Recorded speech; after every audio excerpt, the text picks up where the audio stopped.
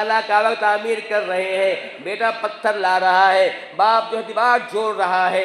जब दीवार कुछ ऊंची हो गई, इब्राहिम तो नहीं पा रहे थे, फिर बेटा एक बड़ा पत्थर लेके आता है और उस पत्थर को रखते हैं। इब्राहिम इस पत्थर पर चढ़ करके खाना काबा की तामीर दीवार को और ऊंची करते हैं। इस तरह से खाना काबा की दीवार ऊंची हो जाती है, खाना काबा मुकम्मल हो जाता है। और जो है वो पत्थर पर इब्राहिम ने पर अपने पाँव रखकर जो है चढ़ करके खाना काबा तामीर की थी। उस पत्थर का नाम पड़ेगा मकाम इब्राहिम, और वो पत्थर आज भी खाना काबा के सामने नस्ब है। और हर हाजी के लिए, हर उम्रा करने वाले के लिए ये सुन्नत है कि वहाँ पर 2 रकात नमाज पढ़े, सुन्नत कर दिया गया है। यह इब्राहिम की दुआ का असर थी। ये खुलूस हो सकता है, अगर अमल में खुलूस हुआ करता है तो छोटा अमल भी बड़ा हो जाया करता है, छोटा अमल भी बहुत अजीम हुआ करता है।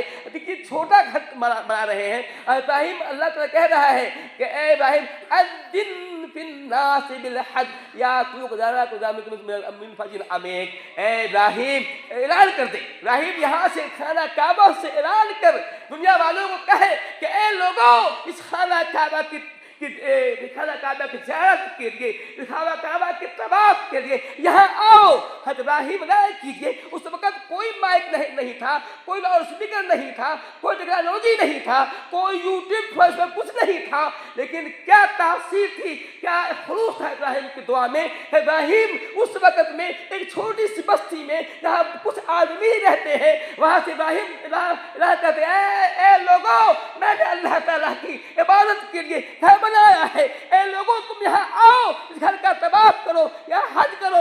ए लोगों, तुम्हें जो कुछ मैसर होता है, तुम्हें ऊँटनी दुबली पतली ऊँटनी मैसर होती है, घोड़ी गधी मैसर होती है, या पाँव पैदल जैसे भी हो, यहाँ हज को आओ। इब्राहिम की दुआ में इतनी तासीर थी, दिल से निकला हुआ था कि आज तक दुनिया उनकी आवाज़ को सुन रही है। दुनिया कोने कोने से लोग चूक दर चूक जो है खाना काबा को पहुँच रहे हैं, वहाँ आओ तवाफ कर रहे हैं। ये उनके खुलूस का असर है। ये यही कहा जाता है कि दिल में खुलूस हुआ करता है, दिल में जो है आदमी खुलूस होता है, अल्लाह उसका बरकत दिया करता है। दिल में खुलूस नहीं हो तो बरकत नहीं हुआ करता है। मैं ये कह रहा था, इब्राहिम खलीलुल्लाह ने खाना काबा की तामीर की।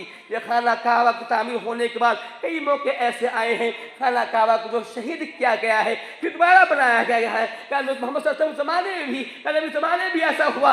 एक बार तो बहुत तेज तूफान आया था, बाढ़ आया था, बाढ़ का तेज बहाव था, खाना काबा की दीवार जो है मुतासिर हुई थी, टूट फूट गई थी। दोबारा उसको जो है आप वसल्लम के ज़माने में उसकी तामीर हुई थी। आप वसल्लम खुद बजा के खुद खाना काबा की तामीर में शरीक थे। अपने कंधे पर, अपने सर पर जो है पत्थर ढो रहे थे, लकड़ियाँ ढो रहे थे, खाना काबा की तामीर कर रहे थे। तो खाना काबा की दीवार इतनी ऊँची हो गई थी, ना हजर असवद लगाना था, ना काला पत्थर लगाना था।